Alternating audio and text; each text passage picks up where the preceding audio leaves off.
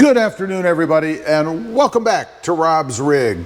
So, the question of the day today, does Jeep provide good service? You know, the dealerships, when something goes wrong and you have to take your Jeep in, or even, I think, just oil changes, right? When you take your Jeep into the dealership, somebody's going to get in it, take it away from you for a while. Do they provide good service, or maybe should you seek something else out?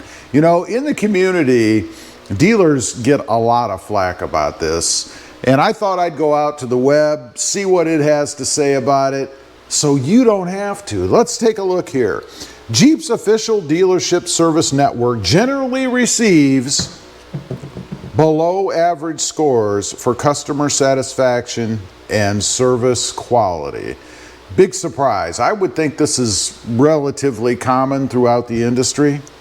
It says here, according to multi-year data from Consumer Reports and J.D. Power Automotive Studies, while owners deeply love the style and capability of their vehicles, they routinely rank the dealership maintenance and repair experience near the bottom of the industry.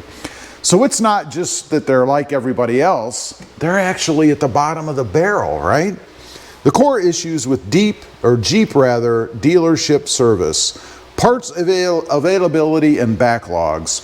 Because popular models like the Wrangler and Grand Cherokee face specific widespread recalls, such as the aluminum hinge paint bubbling or hybrid electric modules, service centers are frequently backlogged. Owners often report waiting weeks for diagnostic appointments or back-ordered components. You know, I've run into this myself a couple of times. I think on 2 or 3 Jeep Gladiators ago, I needed to get in to have something looked at, and it was like a 2-week lead time just to get in to have them look at my Jeep. Not good. Mixed technician training. Jeep dealerships handle an incredibly diverse fleet, from commuter crossovers to complex plug-in hybrids, the 4xe, and heavy-duty 4x4 systems. Finding a master tech who truly understands complex mechanical 4x4 or electrical issues at your local dealership can be a roll of the dice. How do you like that? You're going to take your Jeep in to have it repaired, and maybe the guy looking at it knows something about him, and maybe he doesn't really know anything. And I think that's a big part of the problem, right? We just don't have enough skilled techs out there that actually know what they're doing. Low industry rankings. Parent company Stellantis frequently struggles with dealership service satisfaction metrics. I think they pointed that out quite well in the beginning here. In the J.D. Power Vehicle Dependability Study, Jeep sits near the bottom of brands for long-term customer satisfaction and service hiccups. They wanted to stress that in this article, right? Jeep is not known to have good service. I think we get that, right? Are there any positives? Is there any reason you should take your Jeep to the dealership? Expertise in OEM builds. If your Jeep requires highly specialized electronic recalibrations or major power warranty work, the dealership has proprietary diagnostic tools and direct access to Jeep genuine parts that independent shops do not have. That, again, I think, is assuming that the techs running this equipment actually know what they're doing, right? I don't know that I agree about access to parts. I mean, anybody can get OEM parts. Of course, the cost probably going to be higher because they're not going to get them at cost like Jeep does, or at least severely discounted.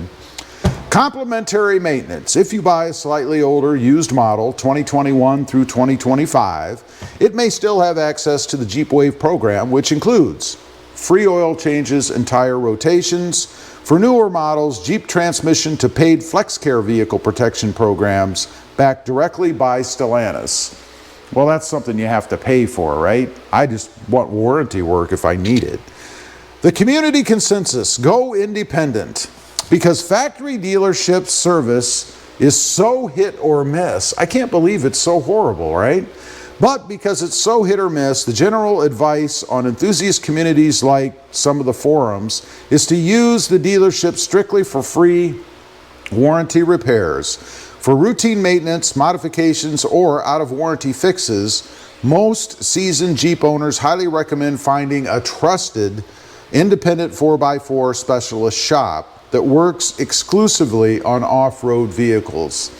And I think this really comes into play when you're doing things like mods and lifts and things. You know, 4x4 shops specialize in that. It's all that they do. The Jeep dealership is going to have a broad range of capabilities, but they're not really going to be specialists in anything, right?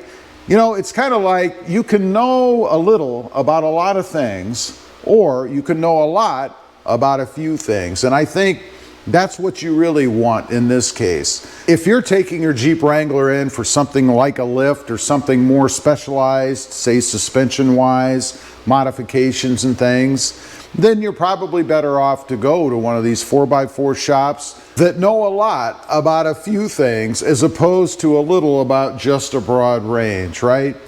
I know this happened to me actually, and I'm going to use my Toyota Tacoma as an example. I had 2 leveling lifts installed on that truck, or on 2 different trucks rather. Same years even, I think, different configurations or trim levels, but generally the same suspension setup. And on both, when I would back up and turn the wheel, I would get a weird clunk.